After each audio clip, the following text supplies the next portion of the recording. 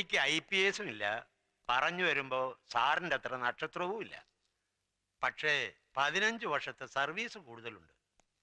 ആ കൺസിഡറേഷൻ പോലും സാർ ഇന്നലെ എനിക്ക് തന്നില്ല. സാറ് മിനിസ്റ്ററുടെ തെറിയും കേട്ട് പത്രത്തിൽ പടവും വന്ന് നാറി മെനക്കേടായിട്ട് നിൽക്കുമ്പോ ഞാൻ വീണ്ടും ഉപദേശിക്കുകയാണെന്ന് വിചാരിക്കരുത്. ഒരൊറ്റ ഒരുത്തനെയും വിശ്വസിക്കരുത്. ഈ ഞാനടക്കം പോലീസിലുള്ള ഒരമ്മമാരെയും വിശ്വസിക്കരുത്. ഏത് നിമിഷം ഏതവനാ കയറി ഷെട്ടിയുടെ ഒറ്റുകാരനാകുന്നതെന്ന് പറയാൻ പറ്റുകയില്ല. അതാ നരേന്ദ്ര ഷെട്ടി. വൈകിട്ട് 2 സ്മാളും പിടിപ്പിച്ചുകൊണ്ട് വീട്ടിൽ ഇരിക്കുമ്പോൾ ചിലപ്പോ തോന്നും കൂടെ കിടക്കുന്ന എന്റെ ആലീസിനെ പോലും വിശ്വസിക്കാനും ഒക്കെ ഇല്ലെന്ന്. അയ്യോ, ചിരിക്കാൻ പറഞ്ഞതല്ല.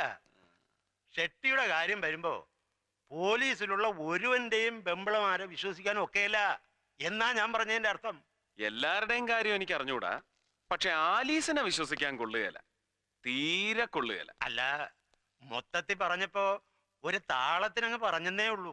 ആ താളം കറക്റ്റാ, അസല് ത്രിപുട താളം.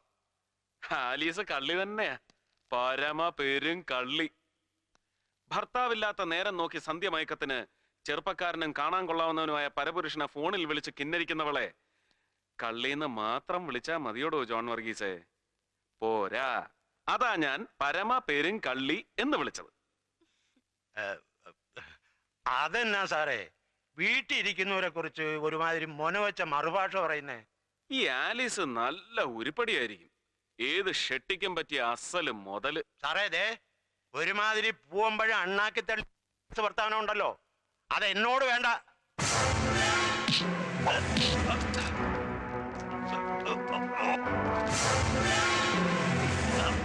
പൂവമ്പഴം അണ്ണാക്കി തടഞ്ഞതിന്റെ അരുചി മാറ്റിത്തരാം.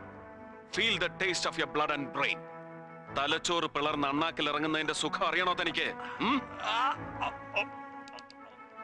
ഷെട്ടിയുടെ ഒറ്റുകാരിയായി ഇന്നലെ രാത്രി കള്ളപ്പേരിൽ എന്നെ ടെലിഫോൺ വിളിച്ചത് ആരാണ്?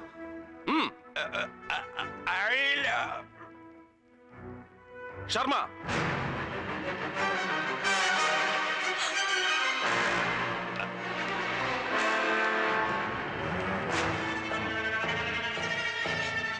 Out out. സർ.